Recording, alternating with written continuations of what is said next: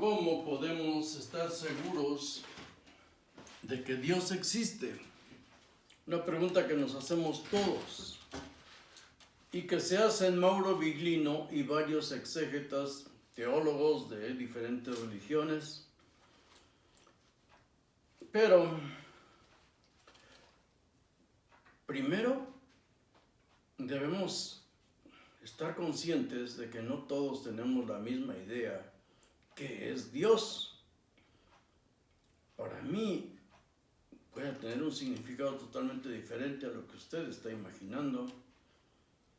Podemos hacer esta pregunta a un grupo de estudiantes, a nuestra familia, y de verdad lo podremos definir y llegaremos a la misma conclusión. Pero antes, un saludo a Andrés, que nos hace una lista de antropólogos, historiadores y lingüistas que aportan mucho conocimiento a esta causa. Y lo tenemos aquí, esa lista la tenemos aquí en el video anterior. Nos escriben de Tlaxcala, México, de Colombia, Valle del Cauca, Tijuana, Querétaro, Irapuato, Guanajuato, Guatemala, Guayaquil, Ecuador, Chile, Argentina. Nos escribe Prenda Alcántara, nos escribe Wilson Aguilar de Managua, Nicaragua. Nos escribe también Luis Edgar Candia, Raúl Mesa de Brasilia, Brasil. Nos escribe una nieta, Elena Domínguez. Nos escribe, repito, Prenda Alcántara de Maldonado, Uruguay. Nos escriben también. Nos escribe Osman Sánchez. Nos escribe de Bellas Flores y otros más que, repito, no pudimos identificar. ¿Qué es Dios para nosotros? ¿Lo podemos definir? Todo el mundo dice Elohim. ¿Y qué significa? Porque tiene varios significados. Para los que hemos estudiado un poco o un mucho de hebreo, tiene varios significados. Dioses, reyes, cualquier gobernante, jueces y hasta espíritus, si tratamos el tema de la bruja de Endor. Mauro Viglino se enfrenta o tiene un encuentro con teólogos diversas ideologías el 6 de marzo de 2016. Fue organizado por Uno Editori, en colaboración con el sitio web Lushi Misterios. Es un debate público centrado en la Biblia. El tema: ¿qué dice verdaderamente la Biblia acerca de Dios? Son, repito, teólogos, exégetas, expertos de historia, de religiones, desde luego, y confrontan conocimientos, no defender teorías. No se trata de eso, de defender cada uno su postura, su teoría. Lo escribo aquí porque después se lo regalo a estos jóvenes que nos acompañan. Ojalá alguno de ellos escriba un libro.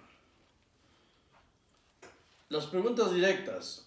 ¿Cómo saber con certeza, no hipótesis, no suposiciones de fe? ¿Cómo saber con certeza de la existencia de Dios? ¿Cómo saber que Dios existe? ¿Y cuáles, desde luego, son las fuentes de ese conocimiento? Para Mauro Viglino, él me lo aclara: de Dios yo no sé absolutamente nada. No elaboro ideas sobre Dios.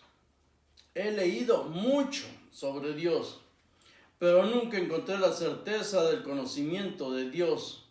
Encontré ideas, hipótesis, elaboraciones sobre Dios.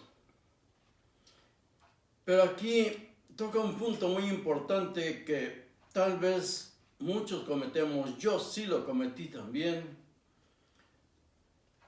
De que primero leer libros acerca de Dios, o sea, leer a infinidad de teólogos, escuchar a tantos predicadores o pregoneros, y después leí la Biblia, aunque la inmensa mayoría de la gente ni siquiera lee la Biblia y son los que más creen saber acerca de Dios. Debe ser al contrario. Primero leamos la Biblia. Claro, se supone que llegamos a ella con conocimientos de historia, por lo menos, lo elemental.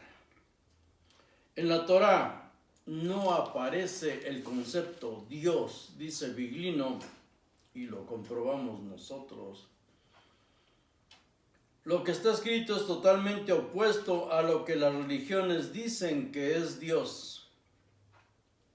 El relato bíblico habla de un individuo cuyas características no corresponden para nada a lo que las religiones dicen y escriben que es Dios, por lo menos las religiones de Occidente.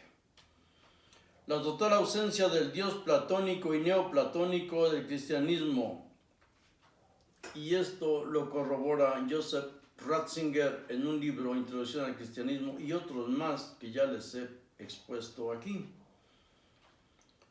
De hecho, lo que escribe Joseph Ratzinger es mucho más fuerte, incluso, que lo que aparece en los libros de Mauro Biglino. Elohim puede ser cualquiera que sea su significado, dice Mauro Biglino. Él no sabe qué significa esa palabra. Nadie lo puede definir porque en la Biblia aparecen diferentes significados.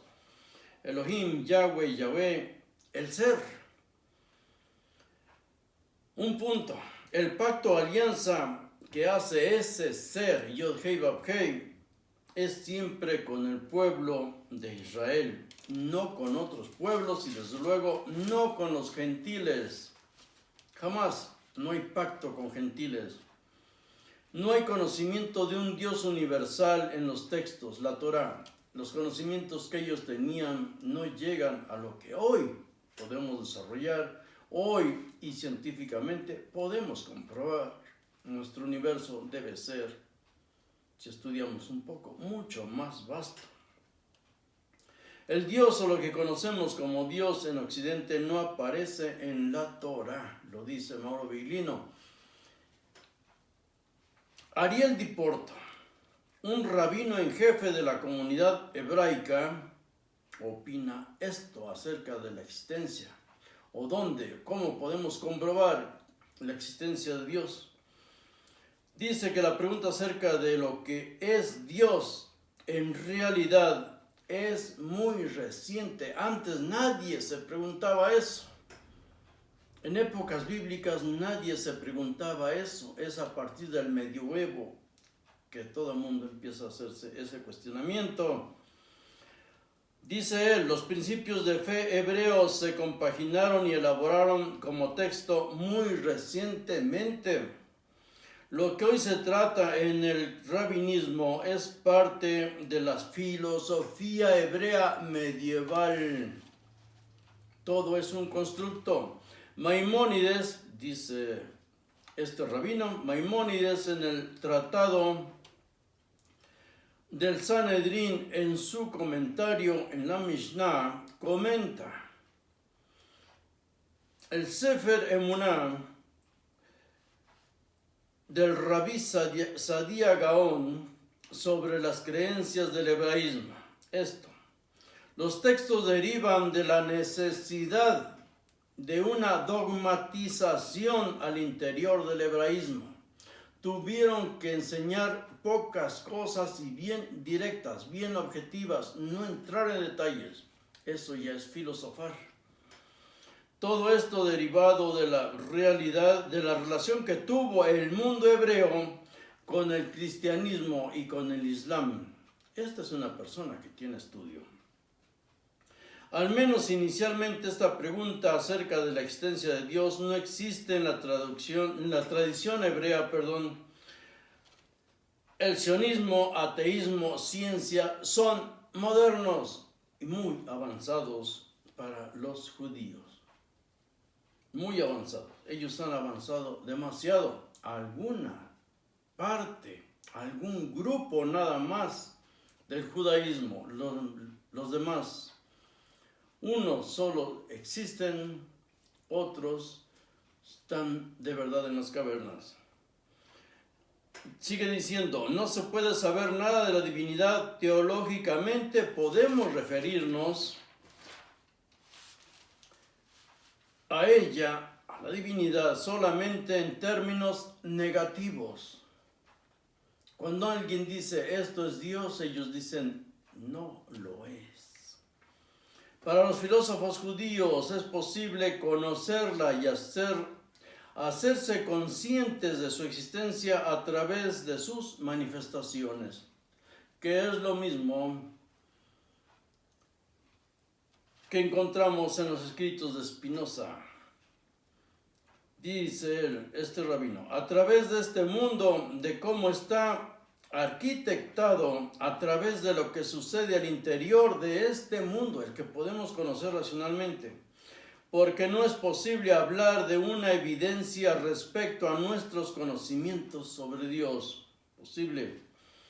Según nuestra tradición hebrea, Abraham vio el mundo y concluye que no es posible que no hubiera un arquitecto del mundo, lo mismo que Platón, lo mismo que Aristóteles. Creer en Dios es uno de los fundamentos de la religión, uno de los fundamentos, no es la religión en sí y no es el pueblo hebreo en su totalidad. El judaísmo no es una religión. Quien no crea en esto no hace parte del pueblo de Israel. Creer en Dios sería un axioma, dice él, para finalizar. Maimónides expone 13 ideas de la divinidad. Monseñor Abondios, un pastor protestante, un teólogo protestante, Monseñor Abondios dice, no podemos hablar de Dios sin verlo en la Biblia. Perdón, este es un sacerdote ortodoxo. No podemos hablar de Dios sin verlo en la Biblia. Él dice que sí aparece en la Biblia. La Biblia sí habla del Dios Yahvé. Yo lo encontré en la Biblia. O sea, este sacerdote ortodoxo es como cualquier pastor. Puedes hablar con él exactamente lo mismo. Y relata, toma su base para expresarlo. Toma como base Isaías 43:10, donde dice, ustedes son mis testigos. Ante mí no fue formado otro Dios, ni después de mí lo habrá, para que ustedes conozcan y crean. Formado, creado, es inventado, y por cierto está citando al segundo Isaías. Ahora sí vamos con un erudito biblista y pastor protestante, es Daniel Garrone. Él dice lo más importante de todo este debate. Dice, encontramos la voz de Dios en las Escrituras, dice Lutero, pero no analizamos las contradicciones. Pero no leemos en hebreo, no estamos leyendo en hebreo. Yo no puedo demostrar cuál es la fuente exacta del conocimiento. Yo no puedo demostrarlo, nadie de hecho. Solo la confianza, la fe de que es en estos escritos resuena verdaderamente la voz de Dios. La fe, solo por fe. Al paso de los siglos hemos profundizado el carácter muy humano. Lo creemos confiable y en cosas plurales de aquellas escrituras, lo genérico de ellas. En este Antiguo y Nuevo Testamento no hay nada de divino en este libro, lo dice Daniel Garrone, un exégeta protestante, y se refiere a otros evangélicos o protestantes. Dice, y mis primos fundamentalistas que creen rendirle un servicio a Dios divinizando los escritos, hacen en realidad una idolatría del papel. Qué importante es este razonamiento en manos de un pastor protestante. Qué diferencia del que estudia al que solo lee unos cuantos versículos y cree que está estudiando la Biblia. Está claro que son testimonios, dice él, son indicios. Cuando lees la Biblia, cuando encuentras antropomorfismos, cuando encuentras distorsiones, cuando encuentras un Dios que habla y que actúa no como Dios, allí hay que pensar que quizá es allí que hay solo un indicio. En conclusión de este hombre dice, conclusión personal, en estas humanas escrituras que yo y otros, estas historias, detrás de ellas donde también hay politeísmo y tantas otras historias que nadie niega, de ahí me viene algo que no sorprende, que me sorprende, y a veces me irrita. Es molesto. No vas a encontrar a Dios si lo estás buscando en el papel, en razonamientos y escritos totalmente contradictorios. Y es todo lo que sé de Dios, o sea, nada.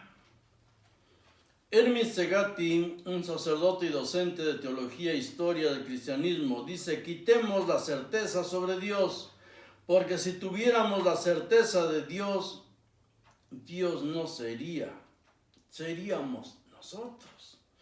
No es Dios quien hace al hombre, sino que es el hombre quien hace a Dios. Y luego pone un razonamiento totalmente alemán que remata Immanuel Kant.